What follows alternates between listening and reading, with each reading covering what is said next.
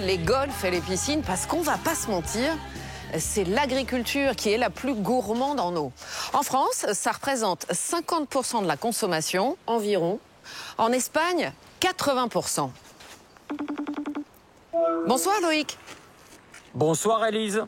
Loïc, on te retrouve en Andalousie. Tu es juste devant des serres de culture intensive.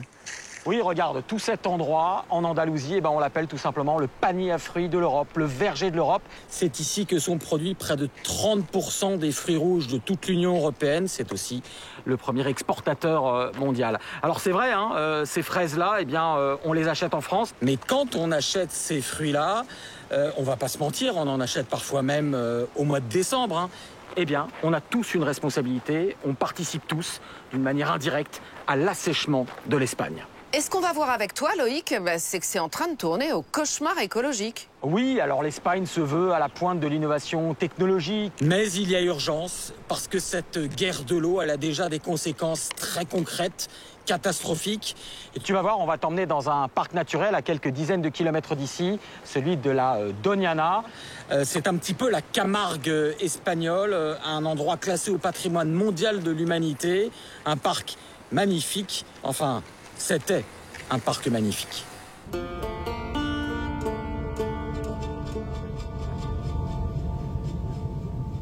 C'est le long d'un paysage noirci et desséché que nous rencontrons Javier Castroviejo. Ancien directeur de la station de biologie du parc, il a un aussi bon souvenir de ses leçons de français à l'école que de la splendeur passée de la Doñana. À quoi ça ressemblait, ce paysage, il y a 40 ans? C'était ce que les naturalistes appelaient un paradis. C'était tout à fait bien conservé. Il était une mosaïque de végétation et d'habitat des marais, avec de l'eau, de végétation des rivières, des salicornes. Et tout ça s'est changé, ça a été détruit. Ces images, tournées par l'organisation écologiste WWF il y a 6 ans, montrent la richesse du parc, d'immenses zones de marais où foisonnait la vie. À l'époque, l'organisation tirait déjà la sonnette d'alarme.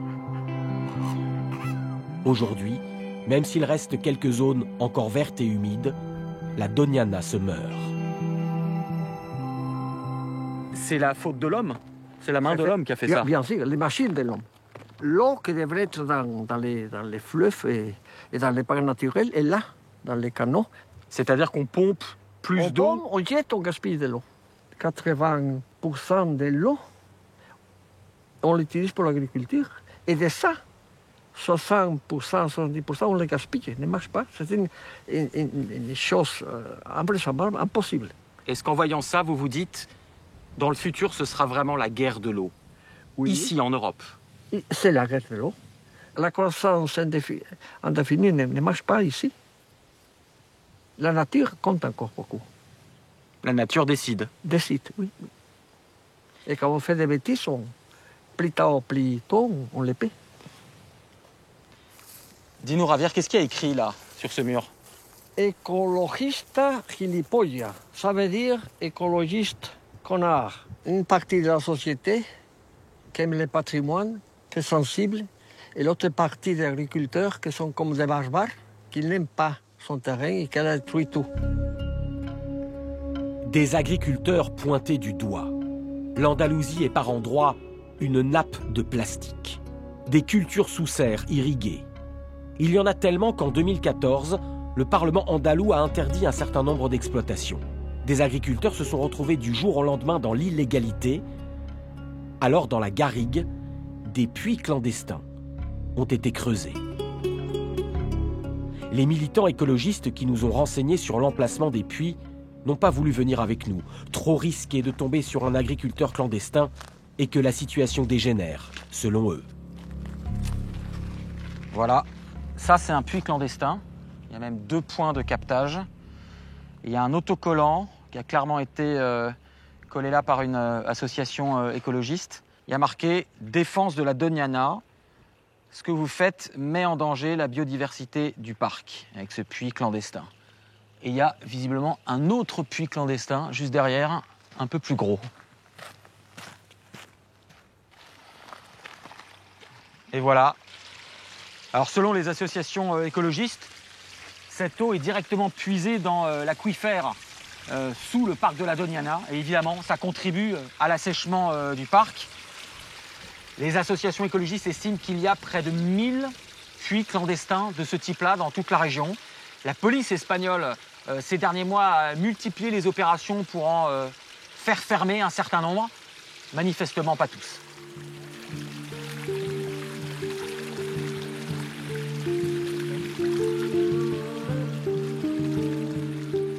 Un peu plus loin, cette ferme de myrtilles, elle, est parfaitement légale. Julio Diaz est producteur. Il représente les exploitants de fruits rouges de la région. Et lui aussi ne décolère pas. Julio, vous en avez pas marre d'être toujours le responsable, le coupable idéal, les cultivateurs, les agriculteurs, tout est de leur faute? On en a plus que marre. Parce que ça fait des décennies que les agriculteurs travaillent ici et essaient de s'en sortir. Ils font ce qu'ils ont toujours fait, un bon usage de l'eau. Les populations européennes ont besoin de manger et elles nous demandent de leur fournir des produits. C'est ce qu'on fait. Le problème vient surtout de l'intoxication idéologique des écologistes, qui ont d'autres intérêts que les agriculteurs. Ils distillent des idées nocives à toute l'Union européenne.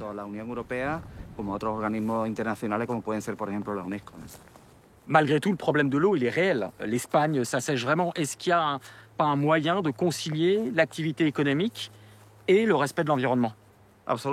Si, bien sûr. C'est exactement ce qu'on fait dans cette exploitation. Et c'est ce qu'on essaye d'implanter dans toutes les exploitations alentours. Ça va de pair avec un bon usage de l'eau. Regardez par exemple.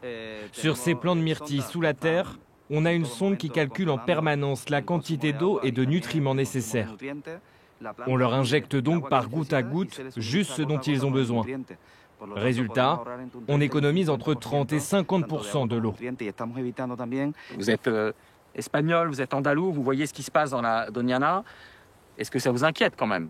Mais évidemment, on l'aime beaucoup ce parc. Mais l'incompétence des politiques fait que c'est devenu un désastre. Ça suffit de rejeter la faute sur les agriculteurs. Ce sont les politiques qui ne sont pas foutus d'appliquer les lois qui portent toutes les responsabilités de ce désastre. Cette guerre de l'eau a fait basculer politiquement l'Andalousie. La droite a remporté les 3 derniers scrutins dans ce bastion historique de la gauche espagnole depuis 40 ans. Une droite qui a promis de rouvrir de nouvelles exploitations. En attendant, les conséquences de l'assèchement sont de plus en plus visibles. En bordure du parc, voici à quoi ressemblait la jolie ville touristique d'El Rocío, une bonne partie de l'année. Mais cette année, la vue est méconnaissable. Au grand désespoir de Juanjo Carmona, un militant écologiste qui est aussi un enfant du pays. Est-ce que ce paysage vous rend triste? Oui, c'est un paysage qui me fait beaucoup de peine. Parce que pour tous les habitants du coin, depuis qu'ils sont tout petits, qui connaissent les marais depuis toujours, les voir aussi secs, c'est vraiment désolant.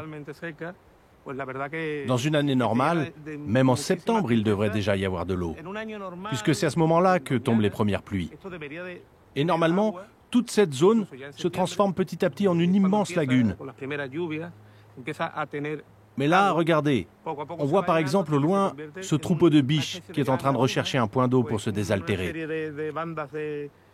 Ils s'approchent des habitations parce qu'elles n'ont rien trouvé plus loin dans le parc.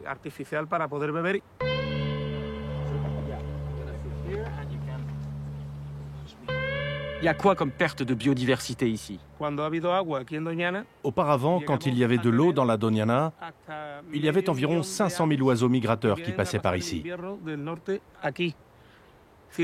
Mais là, faute de ressources en eau et de toute alternative pour eux, on est passé de 500 000 à peine 90 000 ces dernières années. Qui est responsable? Est-ce que c'est les exploitants de fraises, les agriculteurs? Est-ce que c'est nous tous? Une tarte aux fraises au mois de décembre, à Paris ou en France, ça a des conséquences directes ici. Évidemment, les responsables, c'est nous tous. On est tous dans le même système. Les agriculteurs répondent à une demande de production. En Europe, il y a une grosse demande, donc c'est logique que les agriculteurs du coin y répondent. C'est tout simple. Devant ces constats, l'UNESCO a menacé de placer la Doñana sur la liste du patrimoine mondial en danger. J'espère sincèrement qu'ils ne vont pas nous retirer du patrimoine mondial de l'humanité. Ce serait un véritable échec pour tous ceux qui, comme moi, travaillent pour que la Doñana survive. Ce serait un échec pour tout le monde. Si on veut quand même trouver un petit peu d'espoir, un petit peu d'optimisme, quelle est la solution pour sauver la Doñana? On est la génération la mieux armée pour affronter le changement climatique.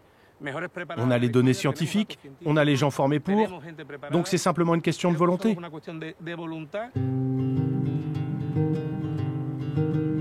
Un signe d'espoir peut venir du passé.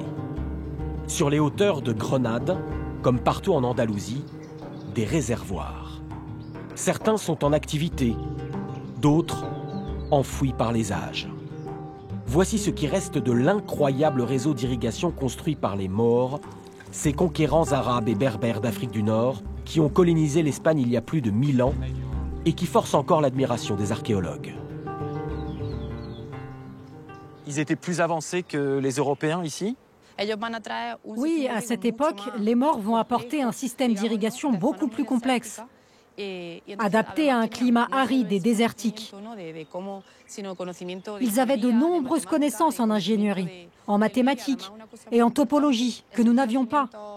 On peut raisonnablement dire que si les Maures n'avaient pas importé ce système en Andalousie, notre région serait devenue désertique.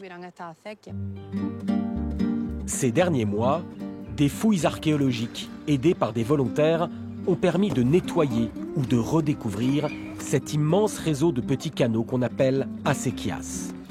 Celui-là est encore sec, il se remplira avec les pluies de l'automne. Vu comme ça n'a pas l'air très grand. Est-ce que ça peut irriguer beaucoup de terres agricoles? Ce canal est très important. Il a été conçu pour irriguer tout ce secteur. Et avec ses 15 km de long seulement, il peut irriguer 500 hectares de terres agricoles. Parce qu'il y a non seulement un canal principal, mais après plein de petites ramifications, comme une branche. Et ça a généré une zone très fertile que l'on peut cultiver. Et c'est même de l'eau potable pour les habitants. On a là un petit canal qui a 1000 ans. Et vous êtes en train de nous dire que c'est plus efficace que ce qu'on pourrait faire aujourd'hui? Les canaux construits au XXe siècle dans les grands projets d'infrastructures sont bétonnés. Cela ne permet pas de recharger les nappes phréatiques là où ils passent. Ce sont des systèmes toujours en vigueur aujourd'hui, qui utilisent beaucoup de technologies, mais exploitent l'eau de manière très inefficace. Alors que ce système, ancien, millénaire, transporte l'eau nécessaire, mais sur de la terre. Donc une partie de l'eau s'infiltre et réalimente les nappes phréatiques en dessous. C'est un vrai signe d'espoir venu du passé. Est-ce qu'aujourd'hui, en 2023, ça c'est une réponse efficace et réaliste? Bien sûr, c'est vrai qu'il y a aujourd'hui beaucoup plus de population à nourrir qu'il y a 1000 ans. Je pense que ces canaux sont un complément. Il faut évidemment restaurer les acequias existants, car le tracé, donc une bonne partie du travail, est déjà fait. Mais il faut construire de nouveaux canaux, bien sûr. Et ça n'empêche pas d'utiliser des technologies modernes et topographiques qui n'existaient pas il y a 1000 ans.